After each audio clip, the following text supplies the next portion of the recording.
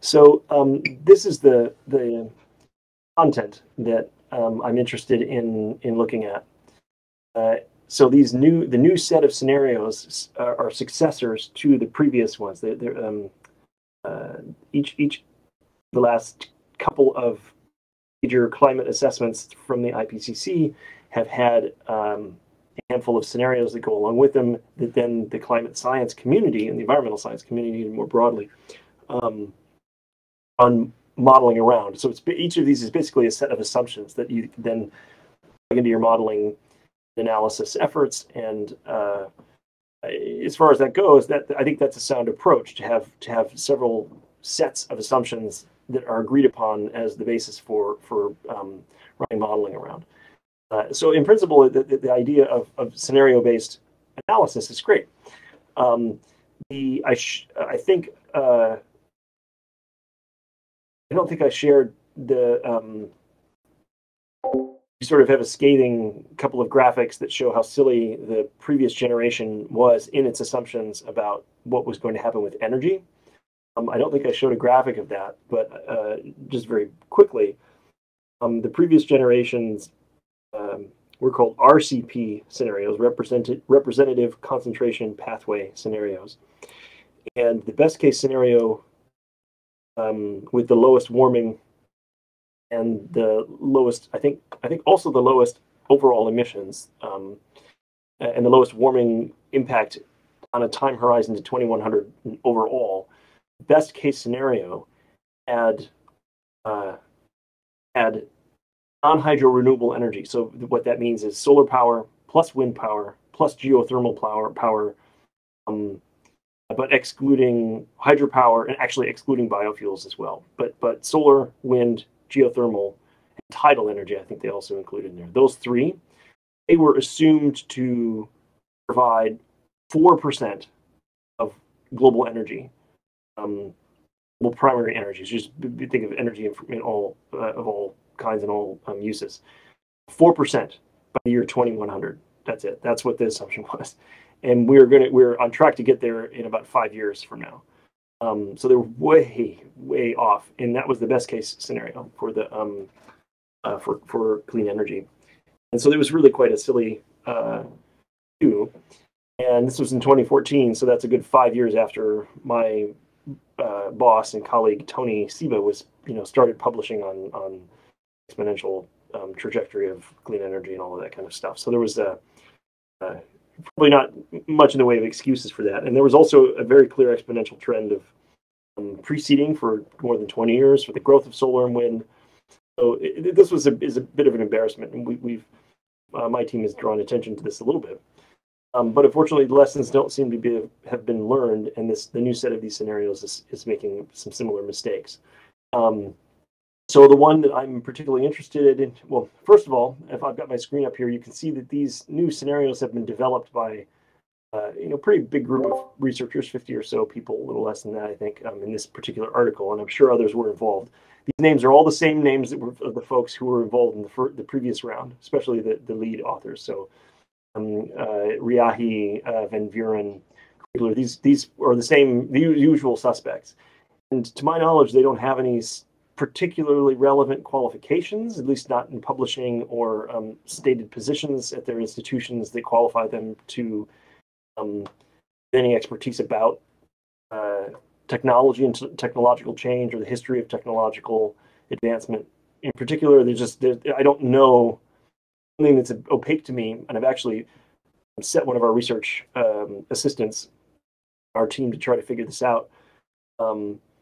Is where this group of people came from. It seemed to be, as far as I can tell, more or less self-appointed, and they're non-experts with respect to technology. So all of the assumptions about technology in these scenarios are being made by people without any real claim to expertise in that domain at all. So when the title here says overview, this is like, we are the people who developed this thing that is now in the IPCC report, and now we explain it to you? Or this is like, we are people outside the IPCC process trying to interpret this thing for you? Or the former, not the latter. That's my interpretation. Okay. and so this I don't want to get bogged down in the paper. This is just this is just the starting reference for these scenarios. And they, they talk about their process and what that stuff, what that is. And, as far as it goes, they seem to be making reasonable attempts to be rigorous and so forth. But what I want to draw attention to, and the thing that I wanted to talk about, and I've scrolled down to it, is this, is the SP5, the fifth. Sure. And I can actually, that's probably hard to read. Let me skip over. This is a separate paper. It's specifically about the scenario that I'm interested in discussing. This is SSP5, and the highlights of it are here in the. Is this clear enough to read? Can you guys see that from the screen sharing? The highlights. So this is sort of. Let me do one more screen change. Sorry if it's slow and irritating. I don't think those highlights do as good of a job as just the summary in Wikipedia. So, and this is what I had highlighted before. This is a direct quote that's in Wikipedia, which summarizes this. But we can just read this and then discuss. So SSP5, and the error in the thinking is right in the title: fossil fueled development. I'm not sure what taking the highway means completely here. It's these are trying to be a little clever and catchy, but it's I think doesn't really work. But anyway, the first portion of the title is fossil fuel development. So the assumption is right there in the title that economic and social quote unquote progress will be fueled by fossil fuels, will require the increased intensity in the use of fossil fuels. So let's read.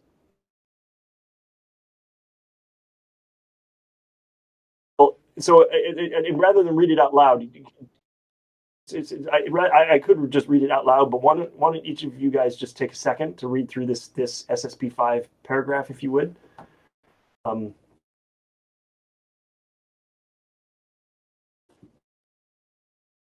Oh, sure. Is that okay?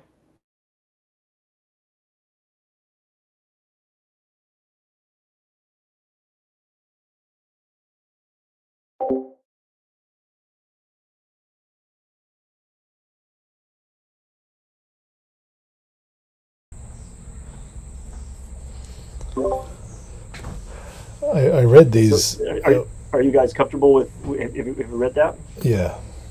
Okay. I'm sorry. Go ahead and comment. I was just going to say, when we were discussing this, I guess that was when the 6th report came out, or thereabouts.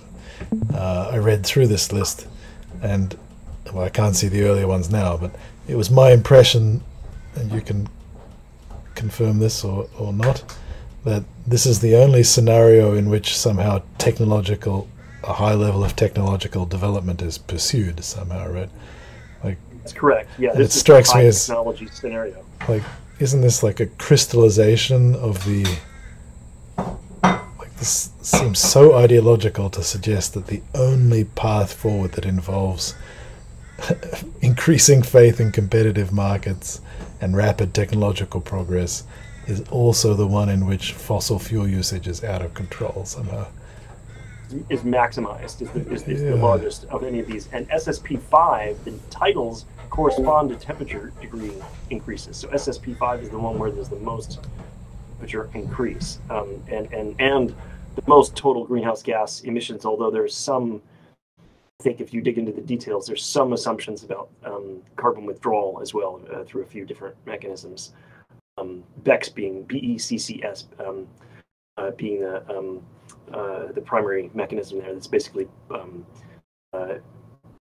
biofuels and soil sequestration of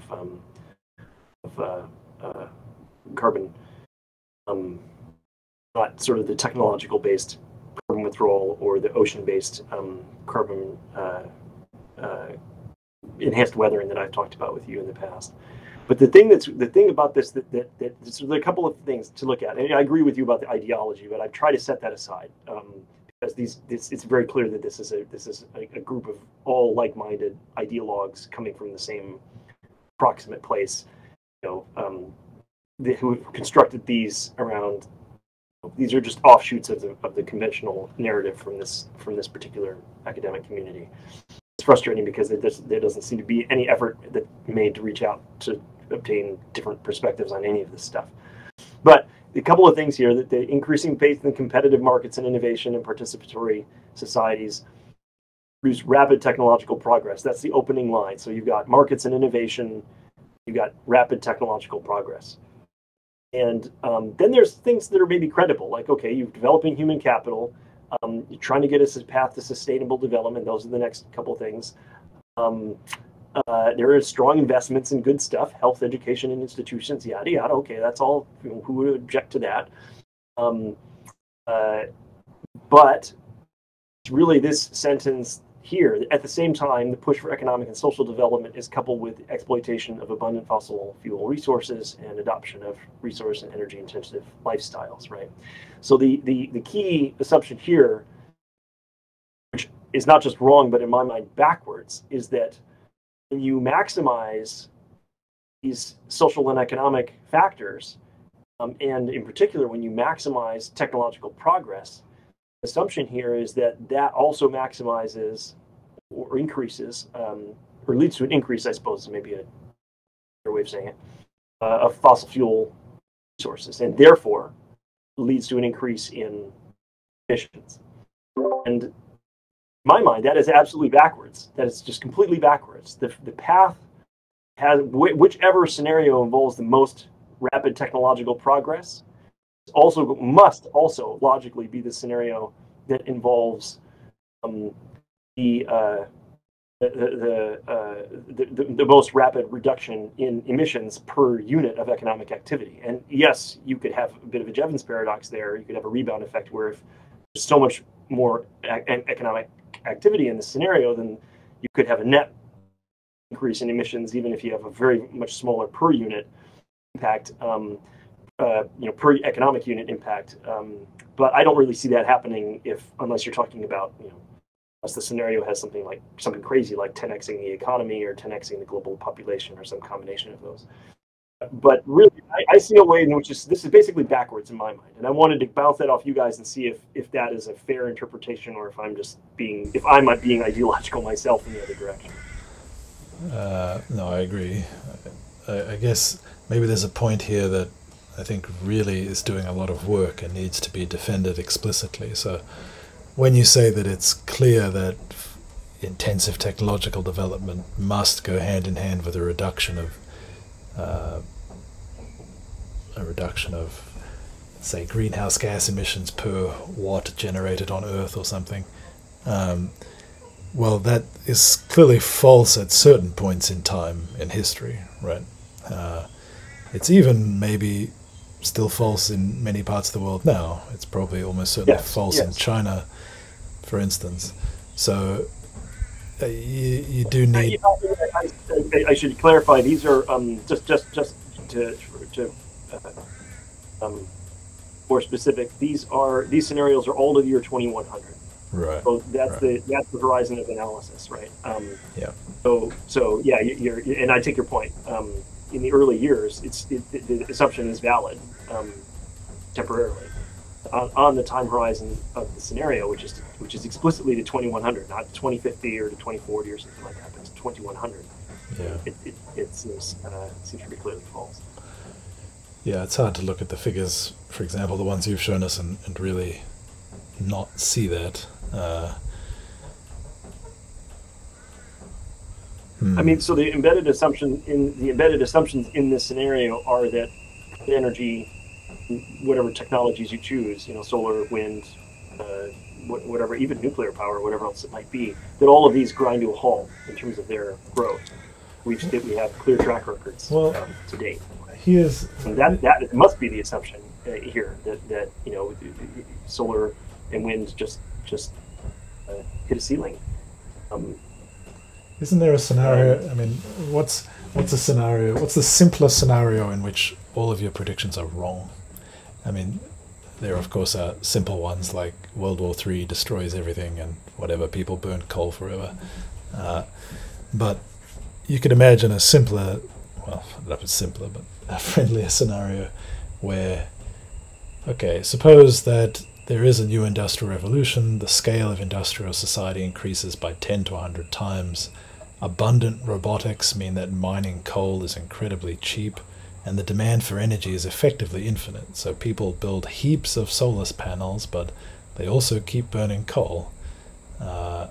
Now, I guess the economics, as you've discussed it, of the coal industry mean that in the current world that can't happen. So solar basically has to supplant coal purely for economic reasons, and capital, sort of just the iron law of capital means that'll happen. But if capital is essentially, I mean, if the marginal cost of capital, so to speak, is near zero, maybe the logic... And if capital encompasses labor, right? Yeah. Right, and maybe that logic doesn't apply. Maybe actually the equilibrium is like infinite coal and infinite solar. Well, I do wonder, because then the question there is you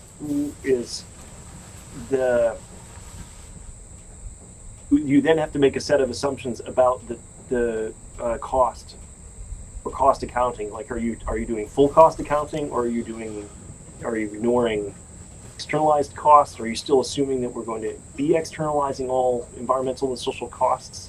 Well, that would be the scenario in which, I mean, I think you're on shakier ground if you sort of, I mean, the strongest parts of your argument, it seems to me, is something like, even if we don't account for externalized costs, even if the downstream, people who breathe in the coal, if they don't get a say, somehow things will still work out in the way you say, right? Which is kind of like the human beings and the institutions and the world governments that we have, such as they are right now, as long as the economics roughly keeps working the way it is, and global capitalism kind of keeps functioning, then your scenario comes to pass.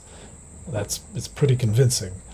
But, you could imagine a scenario in which, okay, suppose the rich countries have superpower, as you've proposed it.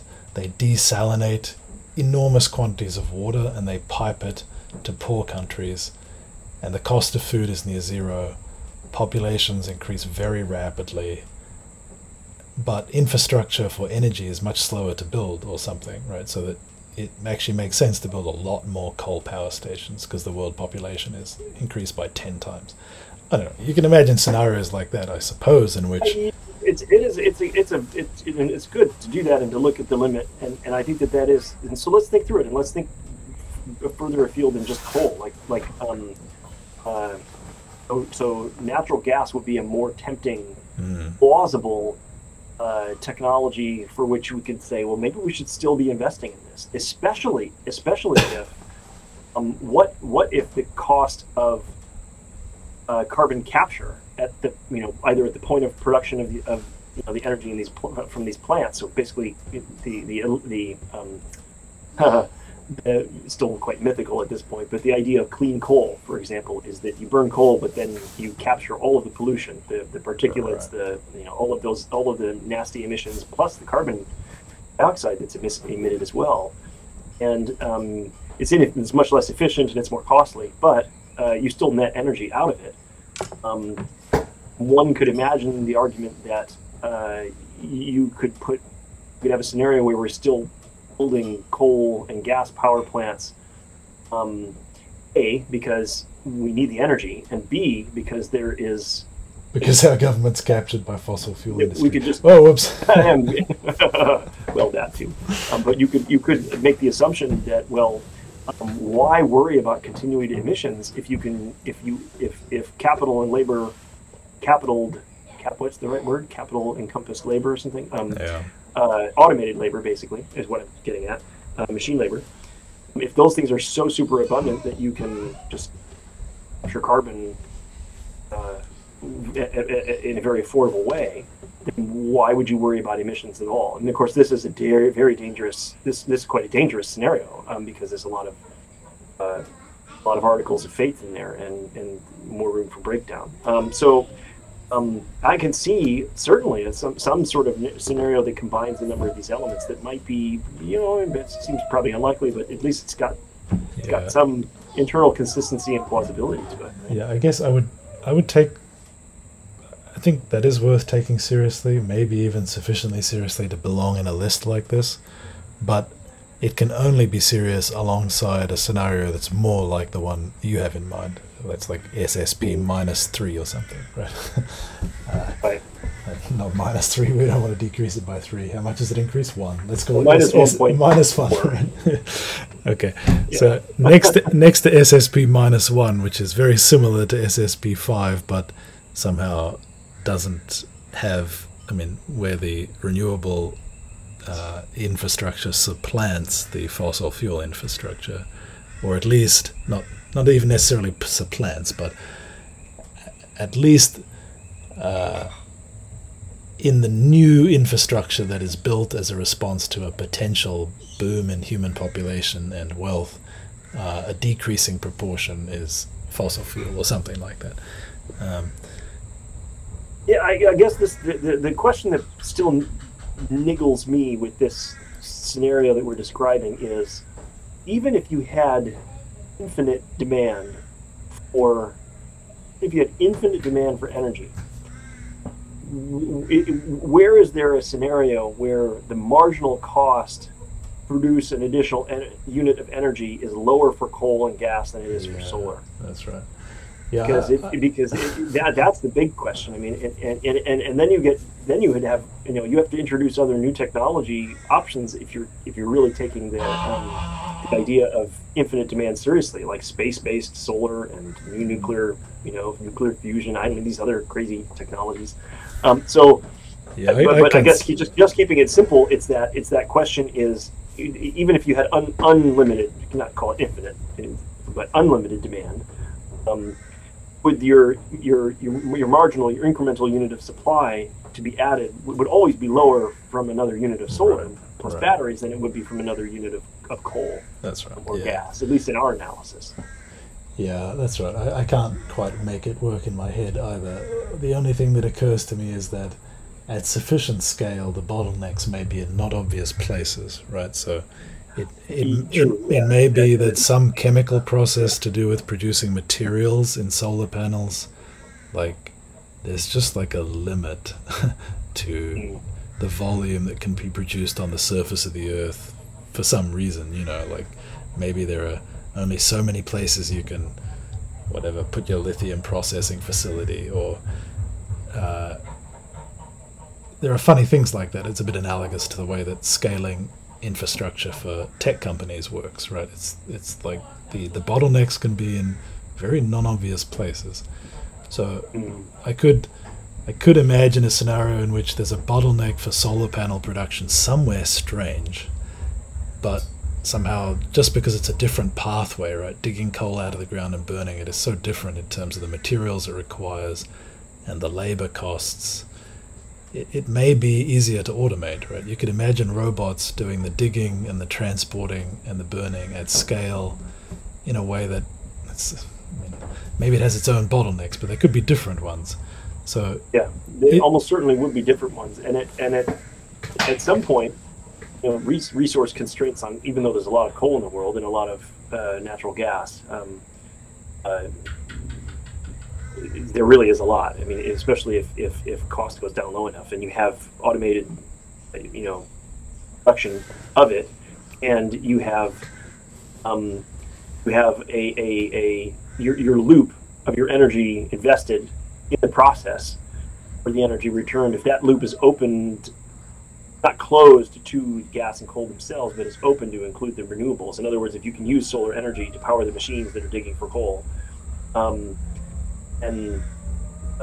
There's a lot of coal out there that you could produce, even if it would be not remotely economical by today's standards. You could imagine the very low-grade reserves, of which there are staggeringly large quantities, could still be producible. The other thing that occurred to me was it'd be physically viable. So that's a good point. And the bottlenecks would be there, but they would be different. Certainly be different ones.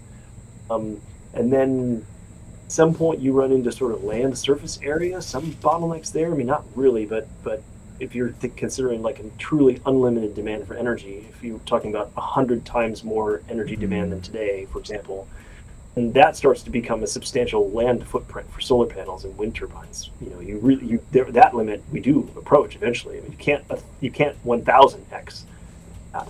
Right. And if we were talking about if we were talking about 3 orders of magnitude, even 2 really, from today's energy demand, then solar and wind are not going to do it. We are going to need nuclear power at some point. Yeah, so it seems to me you couldn't do 100. You couldn't do 100x demand with coal either. I mean, that would be impossible as well. Yeah. There isn't enough coal and oil there, but there is enough that maybe that next marginal unit would start being attractive eventually. Or enough that disequilibrium from now to 2100 burns up a significant part of it, and then we're screwed. So who cares what the long term looks like? The other scenario. Sorry. Go ahead. Yeah, the other thing that occurred to me was you could imagine a plausible future which has a lot more conflict in it, like geopolitical conflict, in which the supply chains for solar being more complex, at least that's my impression. I really don't know, but maybe for strategic and security reasons. I mean, okay, suppose the geopolitical situation degenerates in a way that isn't all-out war, which in any case would be over quickly one way or another, but it just looks like for the next 50 years you're going to have to like defend every tanker you send around the world. And so like somehow supply chains being very complicated starts to look like a huge risk, and therefore people start investing more in supply chains and energy production infrastructure that, I mean, for example, Australia, like we can dig all our coal and burn it, and as long as we don't get invaded, you can't stop us. Well, I mean, where are we going to get our solar panels from if there's a conflict, say, with China? They just stop, right? And then, what, we're going to wait for the Americans to produce enough for us eventually? I don't know. Like, if you're keen... Our thesis here, we do have a thesis here that production is going to radically localize. Right. And I think this thesis has more problems than the rest of my team is willing to fully entertain. But I do think that most of the thinking behind it is reasonably sound at least a first approximation. But I think that there are going to be individual exceptions to this. I think it's still going to be, having a very large land area is still going to be a huge advantage.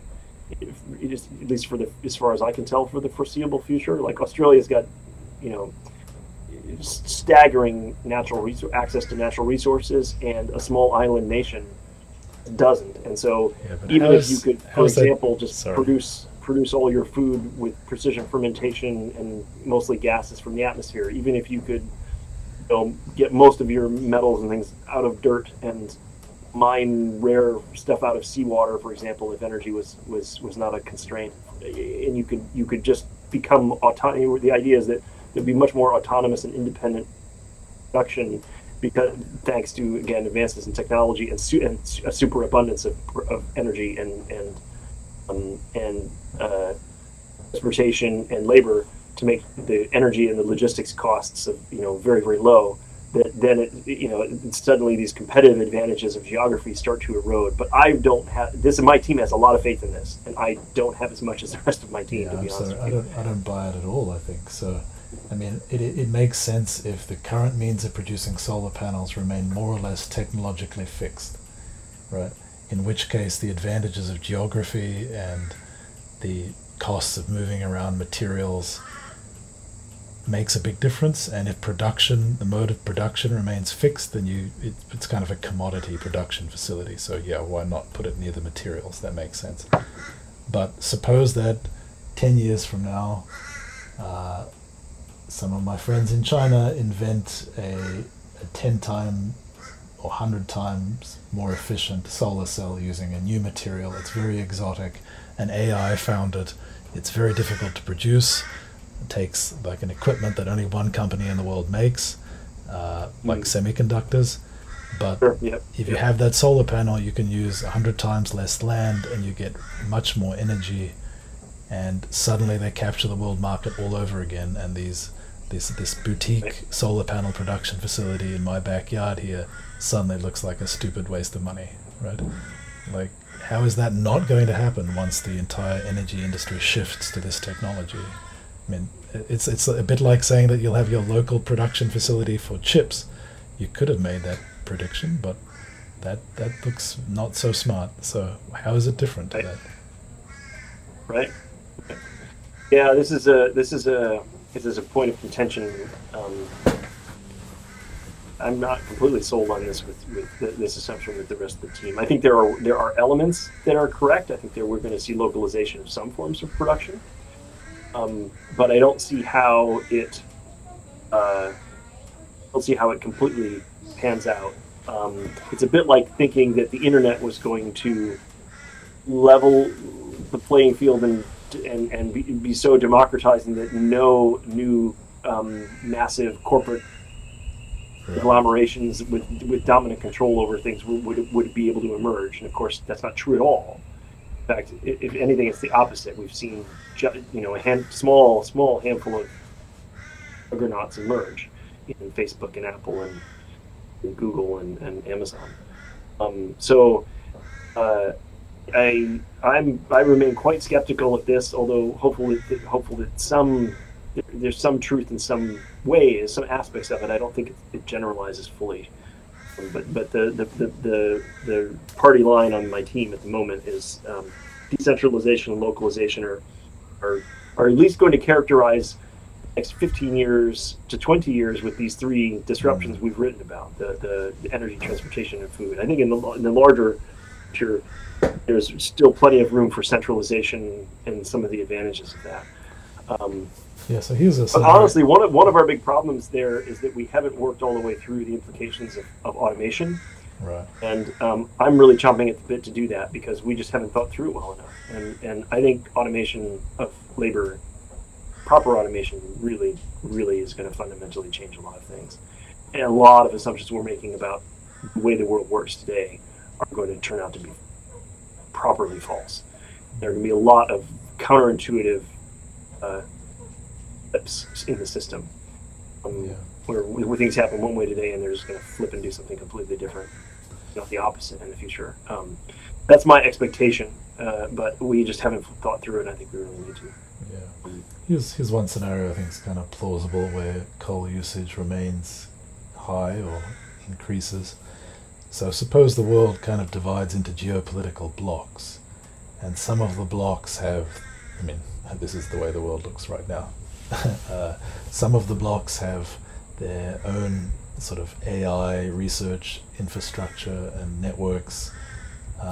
They're kind of separate, and some of those blocks develop highly automated, highly advanced solar-based energy. So energy is, what I'm saying is that there may be multiple energy markets and the price is very, very different. So inside those blocks, like China and the Belt and Road countries, they roll out their version of the super advanced solar panels of 2030. The US builds its own and maybe shares that technology with allies like Australia, but it's viewed as a strategic asset because it unlocks like a next level of industrial production, and that's seen as too closely linked to, I mean, the production of enormous numbers of drones and so on will require high automation and lots of energy. And just like in the period of the Second World War, where the economic production facility was viewed as like a very direct proxy for military power, you won't be giving this technology necessarily to anybody. You'll share it with your allies. And there will be a large part of the country, like the non-aligned countries, that just nobody gives the tech to. So they just have to keep burning coal. They have a lot of population because they can still trade for food and water, which has become basically free. But still, that's an interesting. So the overall energy production of the world will be much, much higher because most of it, the overwhelming fraction of it, will happen inside those advanced blocks. But still, the part outside the advanced blocks will be using more energy than we do today in the whole world or something. Right? Might even have something perverse, like the Western countries still keep producing coal and just sell it to those other countries. Yeah, right, exactly. And for them to burn. and we have some proxies, some approximations of that happen. That sort of thing happening today. Yeah, so it's in my criticism of like these. Sorry, to speak over you. Oh, go ahead. My criticism of these SSP things is more like they lack the scenario you're talking about. Not that they should necessarily like ignore. I mean, this kind of scenario doesn't look crazy to me, SSP5, but it looks like extremely motivated to not have another scenario, which is like the one you're describing. I don't mind that that's there. I mean, it seems ideological to me, mostly because the alternative is not also present, right? I mean, if you're just enumerating possibilities, right. It's the leaving out of the one you're talking about that strikes me as that's a very, very decisive observation, Dan. That is really what's going on here. I don't know why I couldn't put my finger on that sooner, but that is exactly right. It's not so much that this scenario is unrealistic, it's the lack of something that seems more plausible anywhere alongside it that makes this seem so dubious, right? And it does, and it what it implies is some motivated reasoning and some ideologically driven biases that constrain the scenario space in a very contrived way, and it just invites a lot of skepticism here. Now, it could be that this is honest, that these are just honest mistakes. These people are not experts in this area.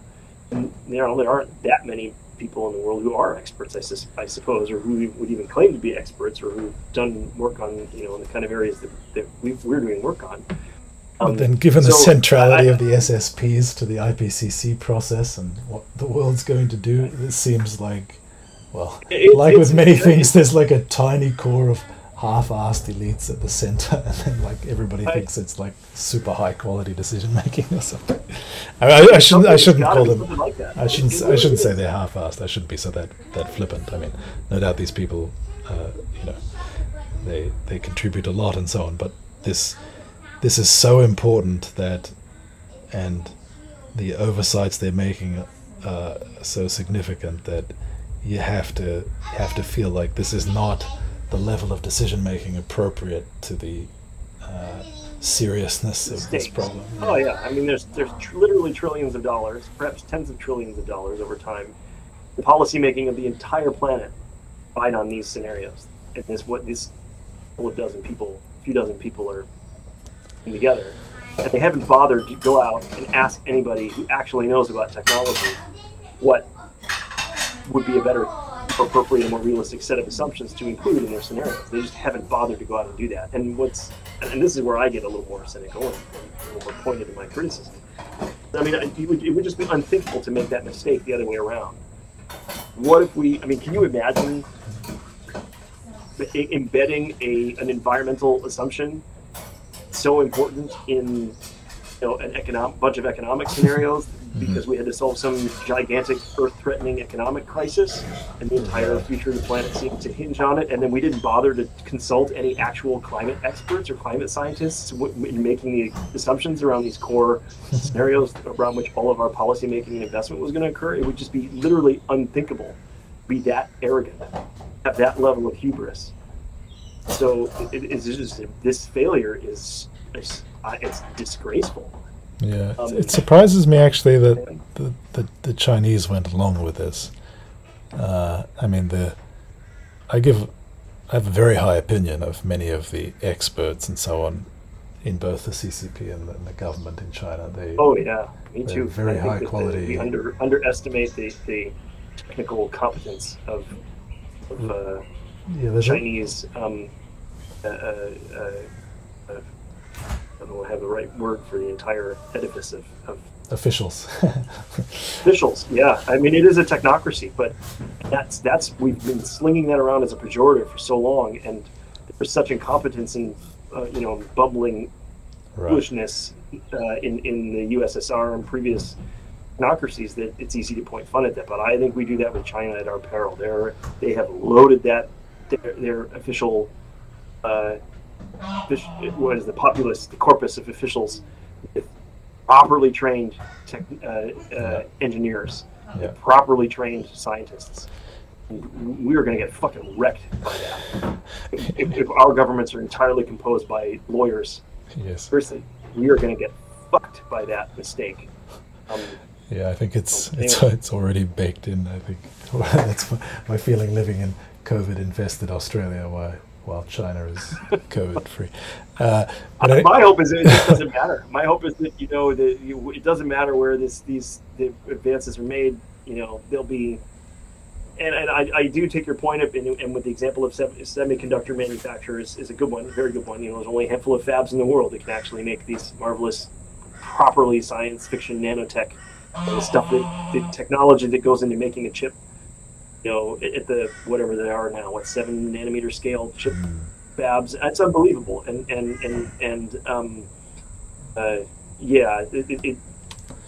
idea that everybody's to be able to do that everywhere is perhaps a little bit silly for some of this new stuff. But I still remain optimistic that superabundance will simply become a fairly widespread phenomenon overall. And in my experience, the abundance is what is the well, I should say it the other way around. Scarcity breeds conflict more than anything else. So I really am hopeful that. If there's sufficient abundance, maybe even without all that great equity or equality of it spread around, maybe there'll be more superabundance somewhere than in other places. But if everybody's abundant enough, everybody's prosperous enough, we'll stop fighting and you can just kick back and enjoy. But anyway, sorry. Yeah, I had one more comment about I share that hope.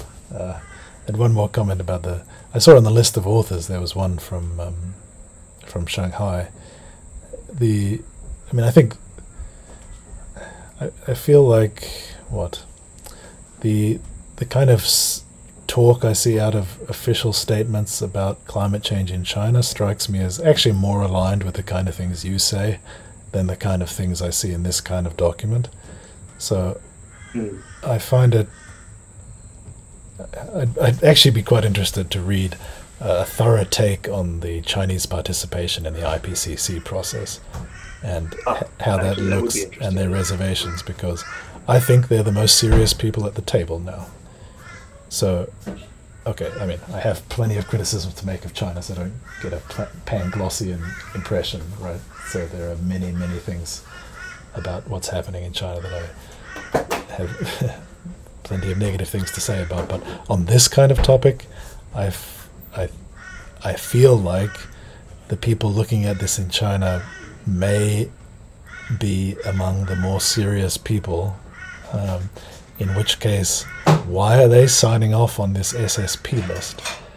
So it's quite possible that they just, to be cynical again, number one, it doesn't matter. The political cost of being contrarian to this global consensus that seems misguided is high relative to what value.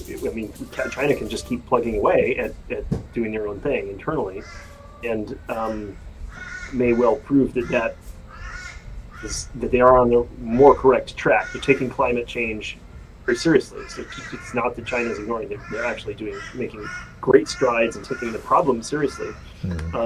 But they maybe also be a little bit of a Trojan horse, right? They can steal the advantage if they're off without as much attention, without as much of a spotlight on them for being contrarian. They can just be off on the side moving all the pieces into position, so that when the rest of the world gets its act together, it turns out, China's already 2 steps ahead, with all the advantage that goes along with that.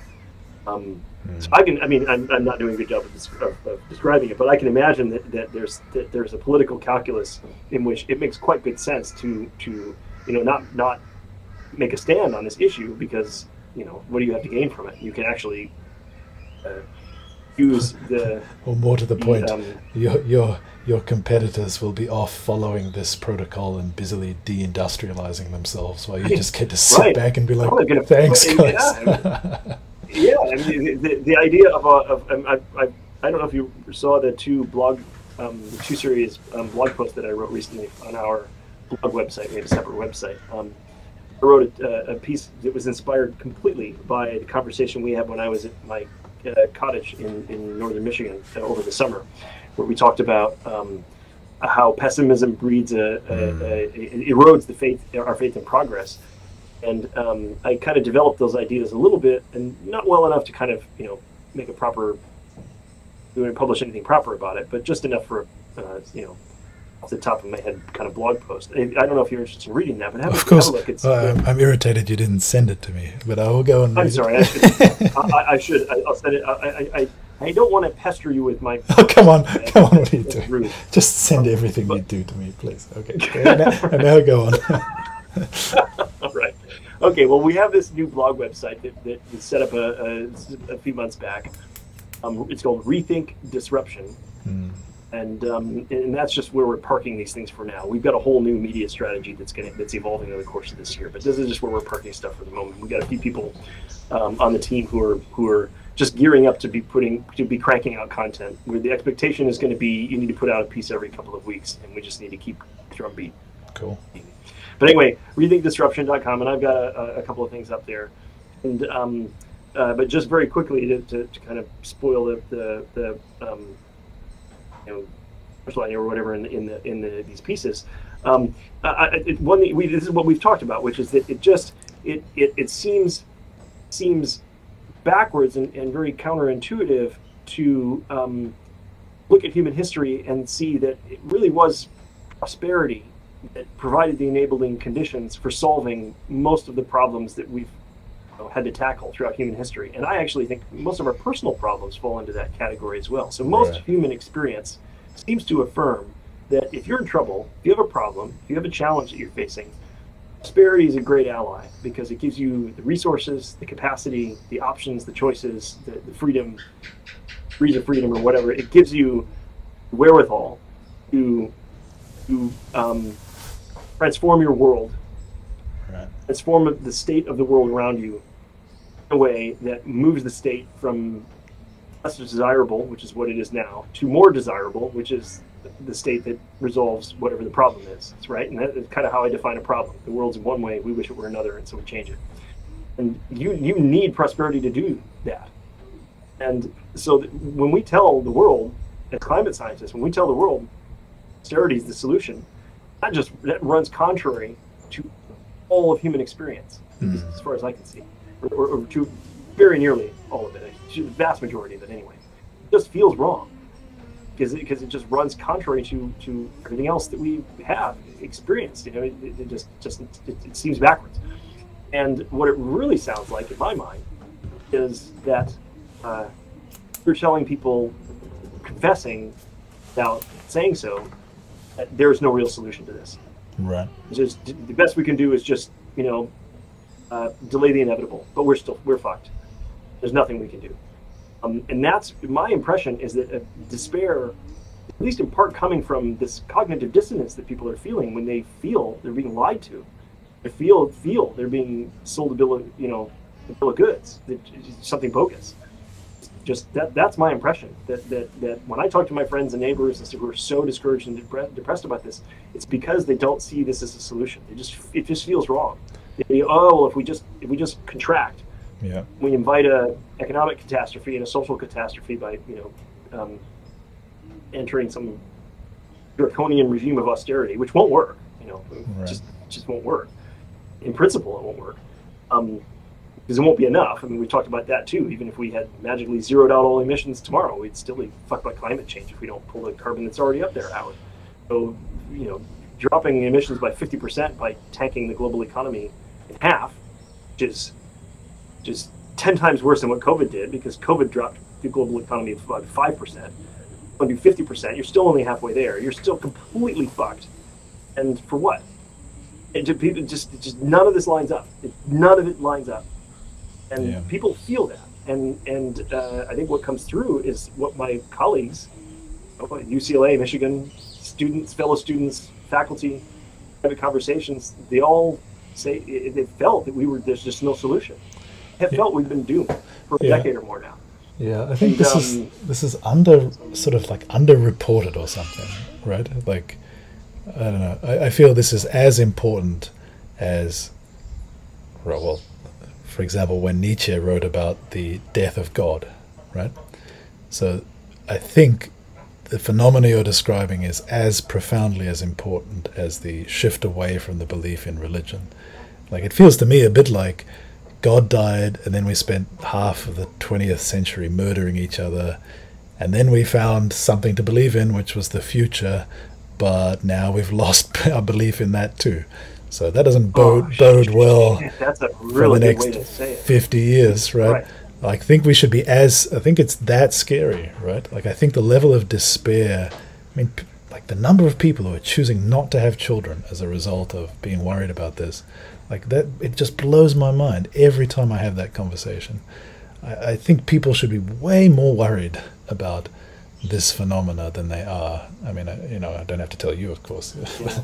But I really think people aren't. This isn't on people's radar as like a problem. It seems to me like hard to, because it's at the root of our ability to solve all other problems. It's right. Exactly. That's it. Read this. Do me a favor. I'm sorry. I don't want to, like, give you homework or whatever. But when you get a chance, have a look at the blog posts. Of course, they're not that long. But you basically, what you just said is like a quote from part of it, which is, we're undermining our capacity to solve any problem when we with this. It's not just climate change. The scary thing is how precarious civilization is too, right? Problems are inevitable. We're only ever one unsolvable problem away from extinction, away from collapse, from catastrophe. Only ever. And how many societies have met a problem that they couldn't solve and have gone the way of the dodo? Many of them throughout history.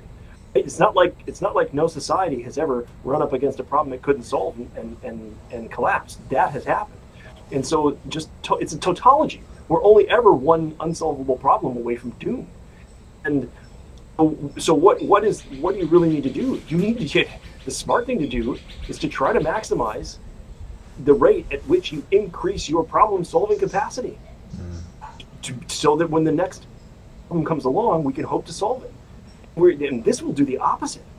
I mean, torpedoing prosperity and regress is insanity. Not only will it not solve climate change, but then whatever problems come after that will be even harder to solve. And this is an existential mistake. This is an enormous problem. Not problem. This is an enormous misstep with higher stakes than just climate change in my mind. So anyway, it's I agree with you. This is a real it's a very devilish kind of situation. A kind of strange, unforced error somehow too. Like I don't really see. Well, maybe that's just the benefit of history, right? The decrease in the belief in the church seemed like it had an inevitability about it historically, whereas our choice to stop believing in the future, at least in the West, this isn't universal, right? So China is not like this at all, which is one of the reasons to be optimistic about China. But yeah, it's so strange. I don't really understand how it got such a grip on people. On that note, I'm going to have to wrap this up. We've got to go get a vaccine for Russell. Yay! Okay, all right. Oh, hey, one more super quick thing. Won't take a minute. The other thing about these scenarios that really irks me, just one last thing to take away, is that they're to 2100. Right. What the fuck does anybody know about the world beyond like 2035 or 2040? Yeah. This is where one thing I'd love to talk to you about. I know we never got a chance for you to come talk to my team. I'd really like to see if I can make that happen. But I mean, we've got with machine learning and artificial intelligence, and the specter of perhaps time in this century artificial general intelligence. These scenarios are a joke. Anything past 2050 or so is just, in my mind, you can just ignore, because you can't say anything meaningful. These right. Scenarios are sort of remotely plausible, perhaps up for a while, but then anything after a few decades ahead, what the fuck are you even talking about? So that irks me. That whole thing, that there's no discipline in terms of what we can reasonably say on a given time frame. So that bothers me quite a bit, I have to say. Anyway, listen, I could obviously talk to you for 10 hours. It's amazing. So let's talk again soon. And are we on for next week? Is that let's do it. Yeah, this was fun. Thanks, Adam. Yeah, for sure. Let's pick it up again next week. Okay, catch you later, man.